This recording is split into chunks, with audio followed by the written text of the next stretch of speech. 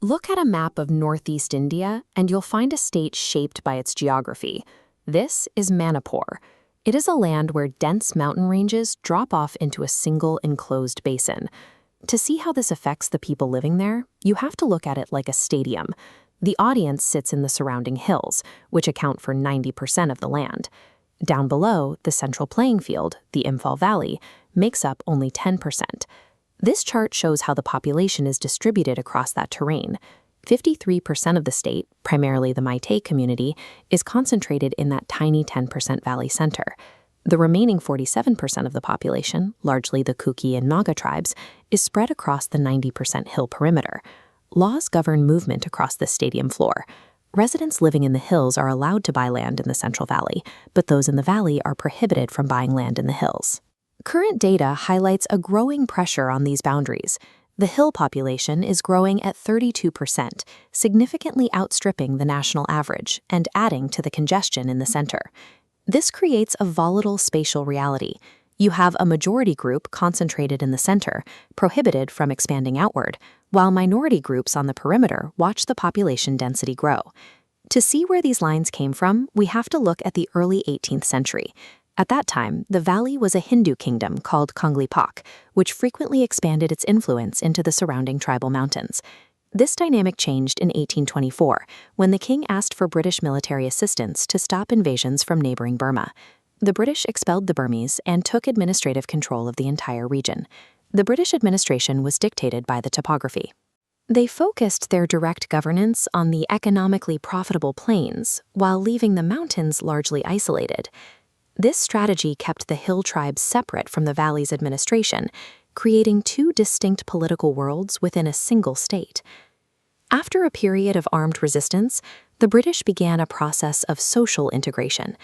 They sent Christian missionaries exclusively into the mountains, adding a religious split to the existing physical divide. By the time they left, the British hadn't just governed Manipur. They had drawn a permanent administrative and spiritual border separating the valley from the mountains. When India gained independence, they inherited this fractured framework. In 1949, the Indian government compelled the king to sign a merger agreement, bringing Manipur into the Union. This inheritance was codified in 1960. The Land Reform Act turned the old colonial geographic boundary into state law, making the property restrictions between the hills and the valley permanent. In 1965, the Loker Committee met to determine which groups would receive federal protections as scheduled tribes. The committee granted scheduled tribe status to the Kukis and Nagas in the hills. The Meiteis in the valley were denied it, effectively stripping them of ancestral land rights in 90% of the state. This legal disparity fuels the protests and outbreaks we see in the modern era.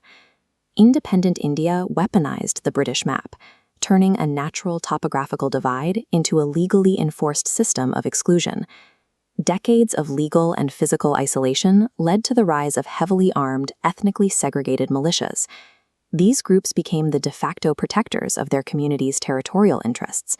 The maps they draw are fundamentally incompatible. The Naga faction seeks to create a sovereign Greater Nagaland, which requires claiming large portions of Manipur's hill regions. Simultaneously, Kuki groups demand a separate Kuki land within India.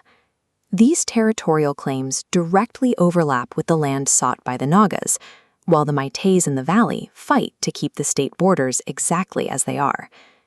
Political arbitration is at a standstill because three separate communities require absolute sovereignty over the exact same coordinates.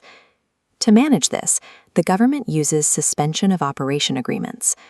Under these agreements, militants and their weapons are locked inside designated camps. This pauses the act of fighting, but it doesn't address the underlying cause of the conflict. This leaves the administration in a state of political paralysis. Any concession made to one tribe regarding land or legal status triggers an immediate retaliation from the other two. Manipur serves as a case study in what happens when administrative lines force neighbors into a geographic zero-sum game, where the security of one group is perceived as a threat to the survival of the others.